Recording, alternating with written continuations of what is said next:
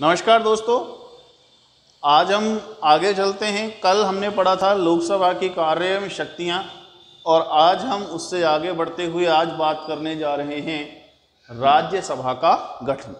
मैंने आपको first day बताया था कि जो हमारी संसद है उसका निर्माण लोकसभा, राज्यसभा और राष्ट्रपति से मिलकर होता है। लोकसभा के बारे में हम संपूर्ण जानकारी प्राप्त कर चुके हैं। उसका गठन किस प्रकार से होता है, वो कार्य क्या करती है, और आज हम उससे आगे बढ़ते हुए बात करने जा रहे हैं राज्यसभा के गठन। जैसा कि आपको विदित है, संविधान के अनुच्छेद 80 में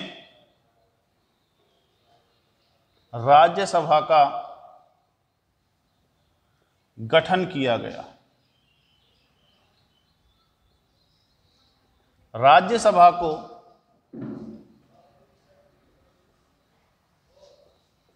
उच्च तथा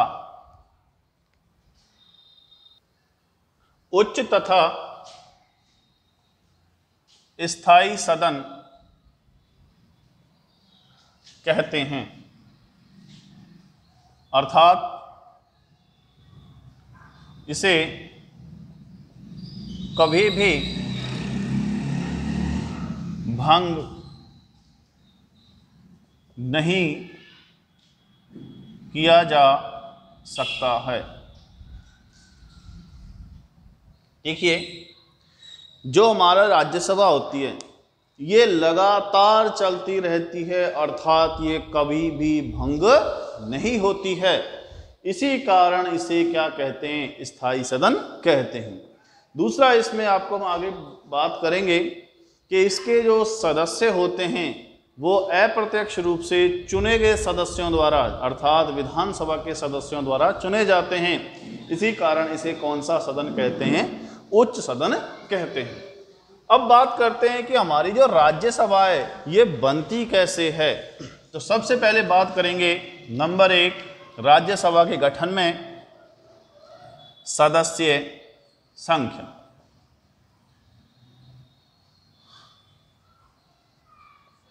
देखो मित्रों, राज्यसभा में अधिकतम 250 सदस्य हो सकते हैं। अब इसमें समझते हैं कि अधिकतम जो सदस्य हैं वो कितने हो सकते हैं, 250। इन 250 में से 238 तो क्या हो सकते हैं, निर्वाचित, अर्थात 238 लोगों का चुनाव होता है और चुनकर के वो आते हैं। बाकी बचे 12 सदस्य राष्ट्रपति द्वारा क्या होते हैं, मनोनीत होते हैं। समझिए कि अधिकतम कितने सदस्य हो सकते हैं, 250। उसमें से निर्वाचित कितने होते हैं, 238। मनोनीत कितने होते हैं, 12। कौन करता है, राष्ट्रपति। अब किस आधार पर करेगा, तो इसका जो आधार होगा मनोनयन करने का वो होगा कला, साहित्य, विज्ञान तथा खेलों में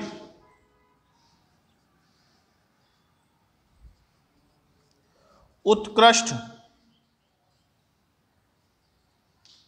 भूमिका निभाने वाले।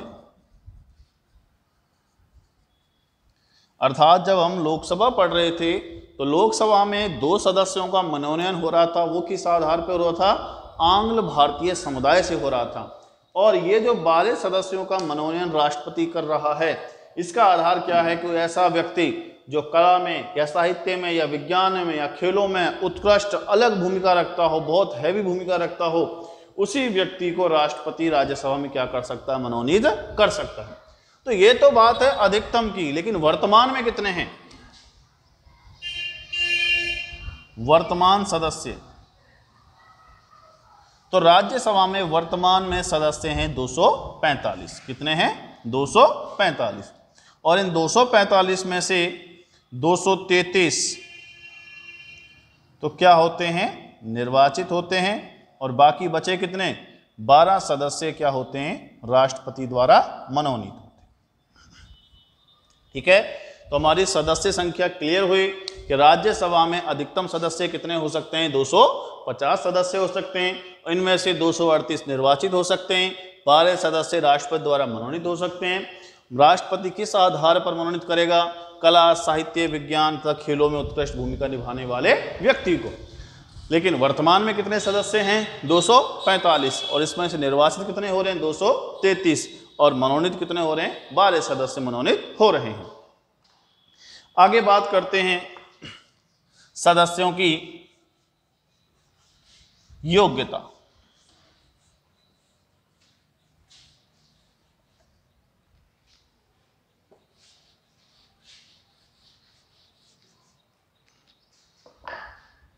दूसरा है हमारा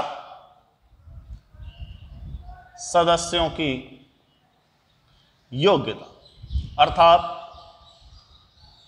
कौन सा व्यक्ति राज्यसभा का सदस्य बनने की योग्यता रखता है।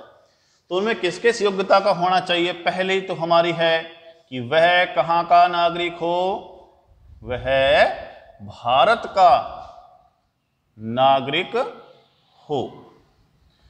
देखिए, कोई भी आप पद ले लीजिए, किसी भी निर्वाचित सदस्य की योग्यता ले लीजिए, उसका पहली कंडीशन का होना बहुत ही ज़रूरी है कि वो सबसे इम्पोर्टेंट, वो कहाँ का नागरिक होना चाहिए, भारत का। जब तक कोई व्यक्ति भारत का नागरिक नहीं होगा तब तक वह कोई भी पद या कोई भी चुनाव नहीं लड़ सकता है। उसके लिए सबसे ज़रूरी क्या है कि वह भारत का क्या होना चाहिए, नागरिक होना चाहिए। दूसरा है कि वह कम से कम 30 वर्ष की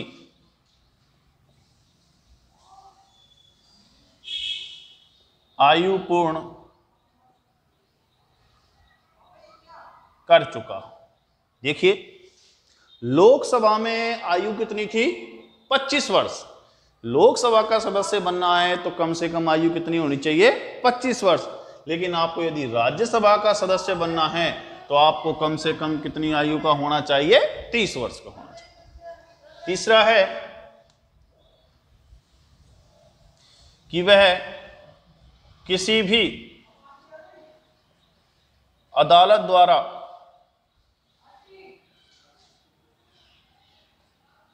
पागल या दिवालिया घोषित ना हो। इसके बारे में आपको पहले बता चुका हूं कि पागल और दिवालिया किस प्रकार से घोषित किया जाता है। तो यदि किसी व्यक्ति को अदालत द्वारा पागल या दिवालिया घोषित कर दिया गया है तो वो भी व्यक्ति राज्यसभा का चुनाव नहीं लड़ सकता है। और चौथे, वह किसी लाभ के पद पर आसीन ना। तो जिस व्यक्ति में ये चारों योग्यताएं होती हैं वही व्यक्ति राज्यसभा का चुनाव लड़ सकता है। अगली है हमारा तीसरा पॉइंट, कार्यकाल। देखो भाई, मैंने आपको जैसा बताया कि राज्यसभा का कार्यकाल निश्चित होता है, क्योंकि मैंने आपको बताया था कि ये कभी भी क्या नहीं होती है, भंग नहीं होती है। इसी कारण इसका कार्यकाल यानी कि लगातार चलता रहता है। इसी कारण इसका कार्यकाल कैसा होता है, निश्चित होता है। लेकिन इसके सदस्यों का कार्यकाल, लेकिन इसके सदस्यों का कार्यकाल 6 वर्ष निश्चित होता है तथा यह सदस्य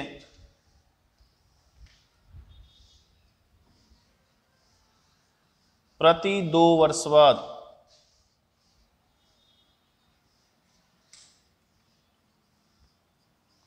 एक तिहाई 1/3 सदस्य हट जाते हैं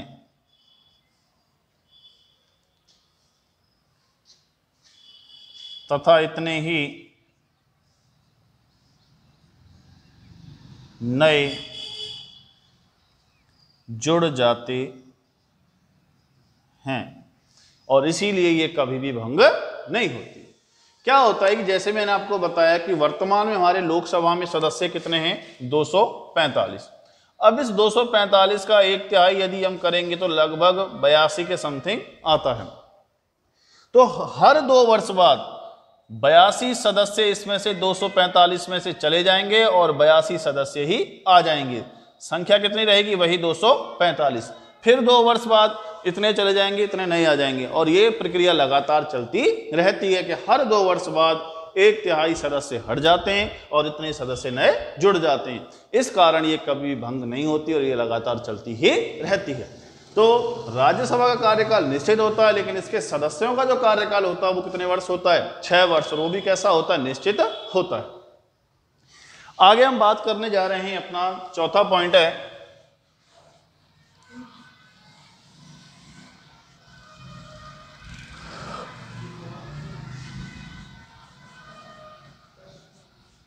सदस्यों का निर्वाचन।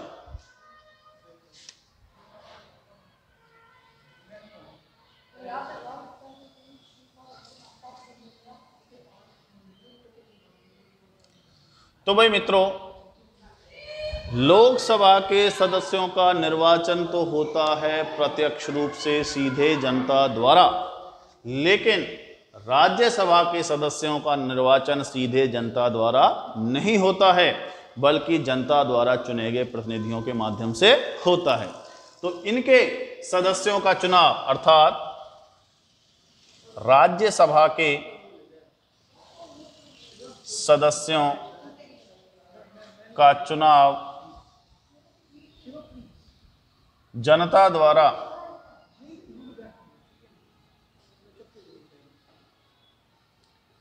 अप्रत्यक्ष रूप से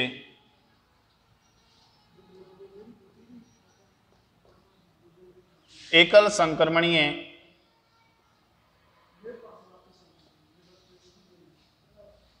मत पद्धति के माध्यम से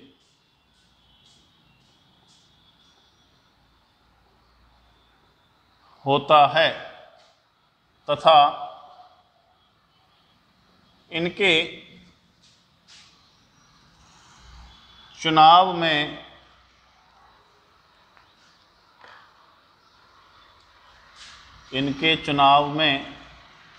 राज्य विधानसभा के सदस्य भाग लेते हैं। तो देखिए मित्रों कि राज्यसभा के सदस्यों का निर्वाचन जनता द्वारा किस प्रकार? अप्रत्यक्ष अर्थात सीधे जनता इसमें भाग नहीं लेती, बल्कि जनता द्वारा चुने गए प्रतिनिधि। और चुने गए प्रतिनिधि कौन से वाले? राज्य विधानसभा के, क्योंकि विधानसभा में सदस्य जो चुने जाते हैं वो जनता द्वारा प्रत्यक्ष चुने जाते हैं और वही सदस्य राज्यसभा के चुनावों में भाग लेते हैं। दूसरी बात कि इन चुनावों में कौन सी मत पद्धति का इस्तेमाल होता है? एकल संक्रमणीय मत पद्धति। अब ये मत पद्धति क्या होती है कि इस मत पद्धति में विधानसभा के सदस्यों का मतभार निकाला जाता है और उसी मतभार के आधार पर जो वोटिंग होती है उस वोटिंग में विजेता घोषित होता है। किस प्रकार से, थोड़ी समझ लेते हैं कि क्या होती है हमारी एकल संक्रमणीय मत पद्धति।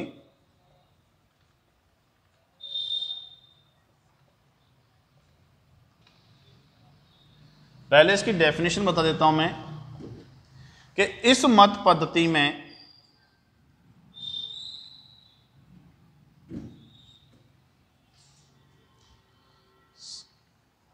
सभी उम्मीदवारों को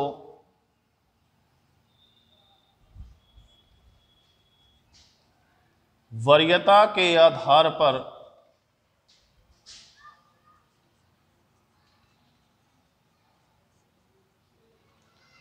मतदान किया जाता है तथा जब तक कोई व्यक्ति या कोई उम्मीदवार न्यूनतम कोटा प्राप्त नहीं कर लेता, विजेता घोषित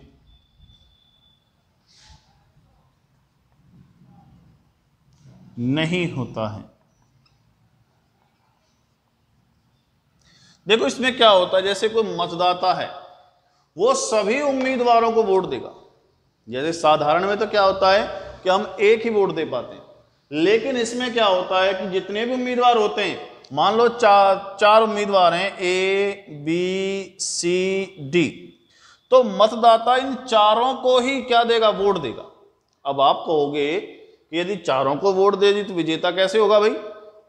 इसमें जो वोट देने का आधार क्या होता है, वरीयता, रैंक के आधार पर। कैसे? जैसे हमारे ये चार उम्मीदवार हैं,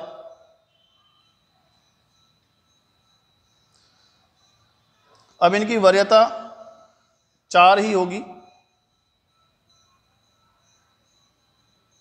फर्स्ट, सेकंड, थर्ड, फोर्थ। एक तरह से देसी भाषा में कहें तो पसंद।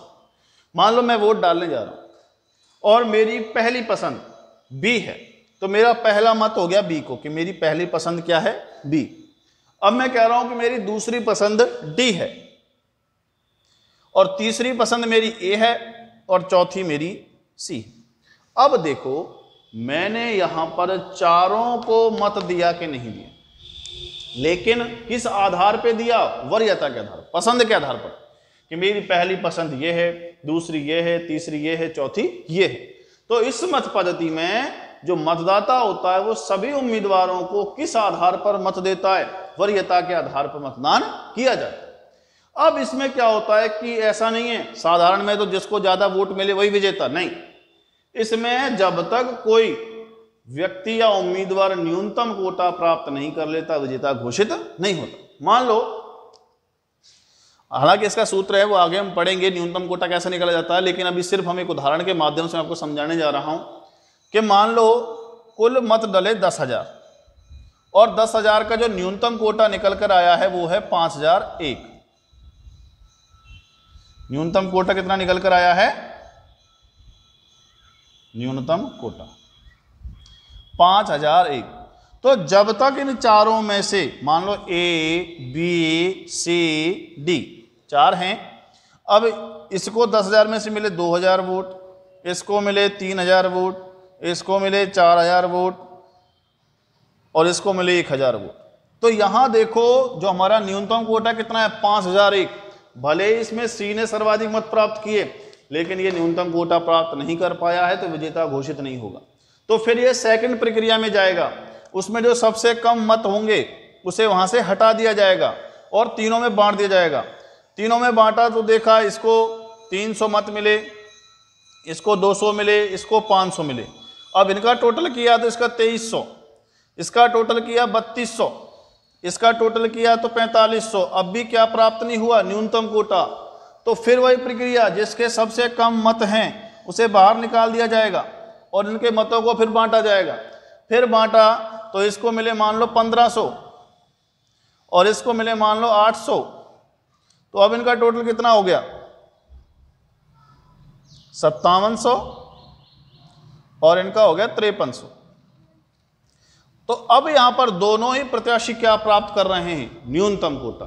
तो उसमें जो सर्वाधिक मत मिल रहे हैं वो किसको मिल रहे हैं, बी को। तो बी क्या होगा, विजेता घोषित होगा। तो इसमें यह प्रक्रिया तब तक चलती रहती है जब तक कि कोई उम्मीदवार क्या नहीं प्राप्त कर ले, न्यूनतम कोटा। और जैसे ही वो न्यूनतम कोटा प्राप्त कर लेता है वही प्रत्याशी विजेता घोषित होता है। तो ये थी हमारी एकल संक्रमणीय मत पद्धति। 5वां है पदाधिकारी।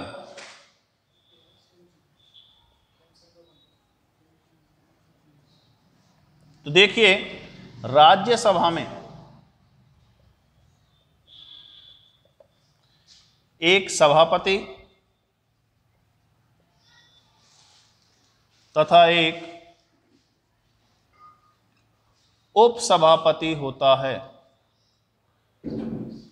उपसभापति होता है। राज्यसभा का सभापति हमेशा देश का उपराष्ट्रपति होता है तथा उपसभापति राज्यसभा सदस्यों में से ही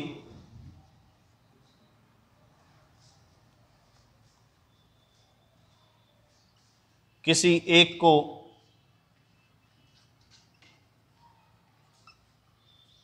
चुना जाता है। तो देखिए राज्यसभा में एक तरह से जैसे लोकसभा अध्यक्ष होता है, उसी प्रकार राज्यसभा में जो अध्यक्ष होता है उसे क्या बोलते हैं? सभापति, और उसका उपाध्यक्ष क्या बोलते हैं? उपसभापति। लेकिन एक चीज ध्यान रखना कि जो राज्यसभा का सभापति होता है वो हमेशा ही देश का कौन होता है? उपराष्ट्रपति। कि जो देश का उपराष्ट्रपति होगा वही राज्यसभा का सभापति होगा, तथा उपसभापति जो होता है वह राज्यसभा सदस्यों में से ही किसी एक को चुना जाता है। तो मित्रों आज के लिए इतना ही। कल हम पढ़ेंगे राज्यसभा की कार्य एवं शक्तियां।